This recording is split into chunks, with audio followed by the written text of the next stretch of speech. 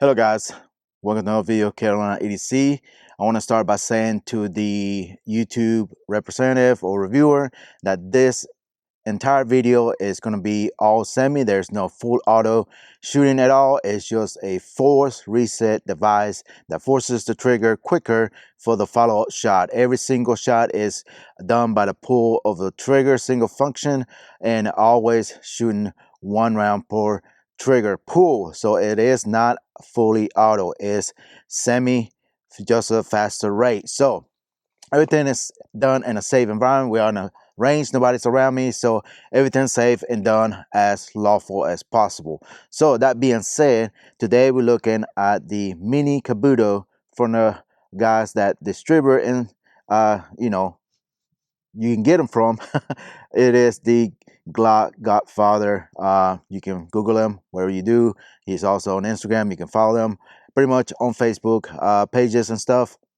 This is one of the guys that distribute these things for your AR platform. Now they do have all the different type of different FRT for research device, but this is one that supposedly you can drop in with a little bit of modification, of course, depending on which AR. All AR is going to be slightly different tolerance, so you'll have to modify a little bit off of it by sanding, polishing the certain sections available.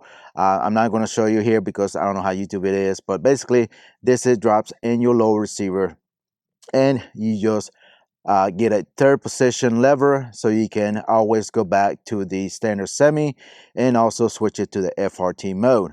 Now you gotta be very patient and be able to tune these things to your rifle to be able to function correctly. So again, these things are made out of metal nowadays, and they are you just have to take your time and tune them the way you need to for your to fit your AR15 rifle.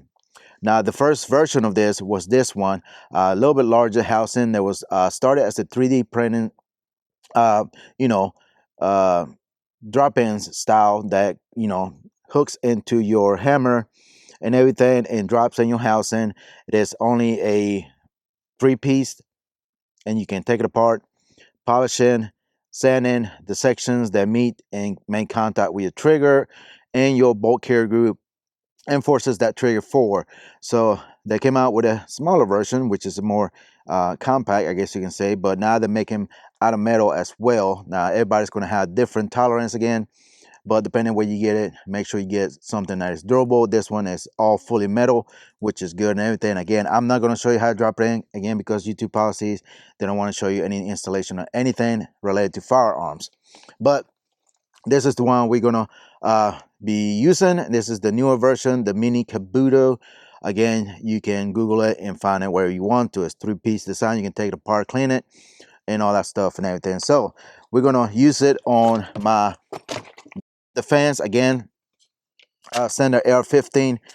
You are going to need a heavy buffer and a heavy buffer. The spring, not necessarily, depending, but most of the time H2 or H3 to delay the bolt carrier group because of the fast rate of fire that it does. You don't want to add a battery or anything like that, so make sure you get a heavier buffer before you run these things and shoot them, whatever. But anyways, let up some magazines, try it out and see how it does. I did shot a few rounds. Do have some minor issues which it can be fixed, maybe not, I don't know. But like I said, that's just something that you have to kind of play around with and see. But anyways, let's go ahead, load up some mags and take some shots. Stand by. All right, guys, we're going to start with the standard Kabuto, the full size right here. As you can see, I have installed, and this one has been living on this rifle. If you've seen a lot of my other videos, that's what I've been using. So again, you have to tune these things. I'm going to show you. We're going to go into semi and some of the issues I have with the other one, which I think it can be fixed, maybe not, I don't know. But that being said, we are going to start on safe. No fire, no bang. Semi. See my trigger finger, try to take the view away. Trigger pull every time. Then we go into the force reset mode. Again, watch. There you go. And that's what it's supposed to do.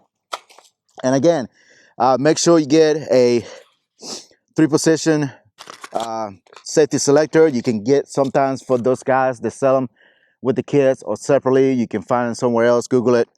Just a standard milspec, 3-position. Again, basically a full auto safety lever that is going to be compatible with that to switch it to the 3rd position. But you can always go back to semi. And got the chamber around. There you go, safe and nothing. And again, you can always switch all the way to the FRT, and you can do bursts.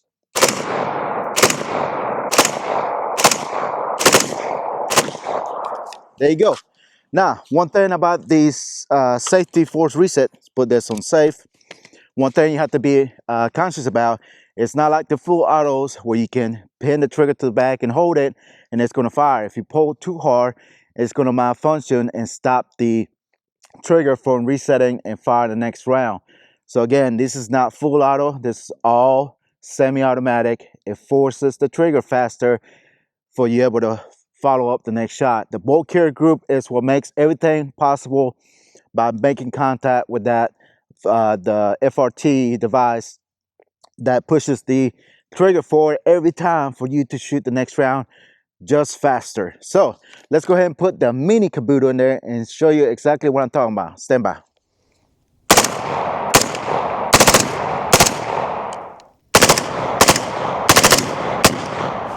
All right, guys, now we have the mini Kabuto in the lower. Now, as you can see, that's where it is. Another thing, guys, when you get these things, make sure you lube them real well. Put some grease in there because there's a metal to metal contact, and you want much less of a friction metal to metal to make the action a lot smoother, also less wear. So make sure to keep these things lubed and clean them after a couple thousand rounds because it does get dirty quicker, of course, with a faster rate of fire and all that stuff. So all right, let's go ahead and try this one out, and let me show you what I mean by the issue that I'm having with this one here, because I think I made it either need to take more material or I took a little too much material. Again, take your time with this stuff. Get you a Dremel or sandpaper and just sand stuff away and just keep putting it in and out, easy to take in and out, and then rack the charging handle, the action and everything until it clears and runs smooth over the lever, because the lever can bind the bolt carrier group to the back or get it stuck midway. So all right, let's go ahead and put on safe. No bang. All right, semi automatic. Now this is not FRT, it's semi, and let me show you what it's doing. There you go. At first it was doing the FRT mode. Now it's working semi. And again, you never know with these things. Just have to be mindful and take your time when trying to tune these things. All right, we're still on semi. There you go, it's not resetting. All right, now let's go to the FRT, see if it runs.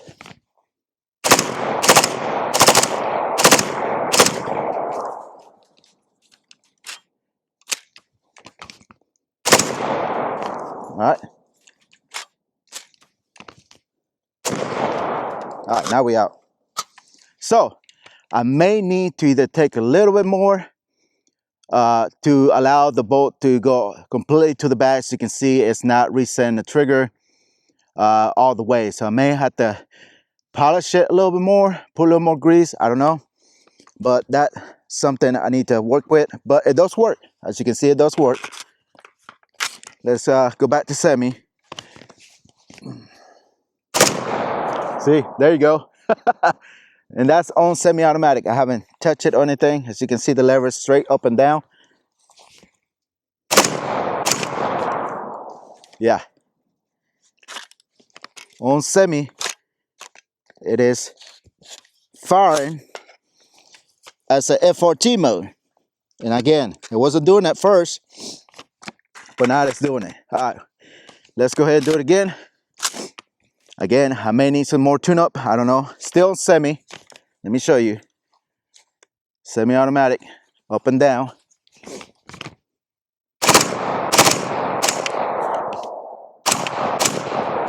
Now I went to semi there. The last. Oh, that's weird. All right, then I reset the trigger. I reset it. Still in semi. And we out. So, that being said, again, look at some forum, contact some people, and see what can I do to fix that issue. Again, hopefully I didn't take too much material. I don't think it really matters because it's the bolt carrier group is hitting the lever. So it's resetting it, force resetting it still. So that means I think I may need to polish it down a little bit more on the lever to you know, help with that. Because again, the device moves out the way when you move it from, you know, from FRT to semi. That's something that you need to, again, tune it to your rifle and your trigger. Again, another thing, these things work only with mil-spec triggers. As far as drop-in triggers like Timney or Elfman or whatever cassette style trigger pack, there may be some that may work with. I think some Timney triggers may work with. As far as the triggers compatibility, that's something you have to do research. Again, there's not many drop-in triggers with this device that will work with, so take that in consideration. So if you have a drop-in trigger, it may not work with it. It's going to be mostly mil-spec triggers that you are going to be compatible with this type of device. So mil-spec stuff.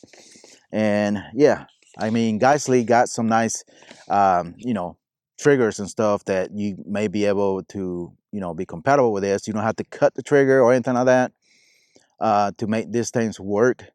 Again, it just has to be a mil-spec trigger because of the device hitting the trigger to force it forward every time. Let me see if I can show you that again. All right. So we're clear. We're in the force reset mode. As you can see, watch my trigger finger push forward right there and fires. Forward, so this is forward and fires every time. So you can probably see the trigger. Well, there you go. So it forces the trigger. It's not fully auto, so it's not considered fully automatic. It's semi-automatic. It just forces the trigger faster with the mechanism of the bolt carrier group hitting that lever and pushing the trigger forward every time. So that being said, again, there are some states that do not allow the FRT triggers or any kind of devices. You know, there are some states that I think Florida is one of them.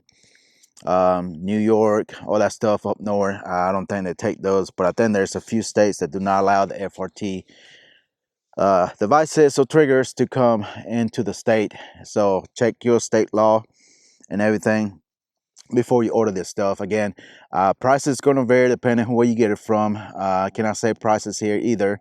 So Google it, find it. There's a lot of people making them, and just make sure you get it from somewhere that is legit, because there are scammers out there. They are scamming people. They are selling you something that is not worth or it is not even made correctly. So make sure that you get them, do your research, ask people around, see where they get theirs from. This one, you know where it comes from, so get it from there if you need to. As you can see, it works. It's made out of metal. It's going to last you longer. It's not going to be 3D printed like plastic stuff that's going to melt. So that being said, I appreciate the GlockFather you know, for sending this. Again, pretty cool little small device. Again, you'll be able to interchange it with different ARs. Again, depending, as long as they got the mil-spec trigger, it will work. But other than that, this is the Davidson Defense from Delta Team Tactical. They sell these AR rifles. I don't put hundreds, probably at least 1,000 rounds through this rifle, more now, especially suppressed. So this rifle has been taking some beating and still running. Haven't really changed everything, just added that thing in there. Again, buffer weight, make sure you change the buffer weight too. That will slow down your rate a little bit to don't have those out of battery detonations if you run this stuff real fast. Guys, let me know, comment down below if you have any experience with the mini Kabutos or anything in that nature as far as drop-in type FRT devices. and let me know how you got them to run, what all you had to do to them. Was it really truly drop in? You didn't have to do anything to it and it ran just fine. Comment down below, give me your experience if you have an experience with these Kabutos, the you know, the standard size or the mini, down below as well. Guys, if you're new to the channel, hit the like button, subscribe, turn notification bells on when a new video comes up. I'm posting a lot of videos lately here in the last few weeks. I'm trying to get to 20,000 for the beginning of summer or spring, so help me out to get there. We're almost there, so make sure to help me to get to that goal. I really appreciate it. There's a join button or a thank you button. You can donate to the channel for ammunition, whatever you need. Everything that I get goes straight back to the channel. That really helps me a lot. But as well, if you subscribe and like, that helps me even more. And follow me on social media like Instagram. I'm posting deals, contents, all kind of things, products like this coming up on the channel for review, or what I'm reviewing at that time.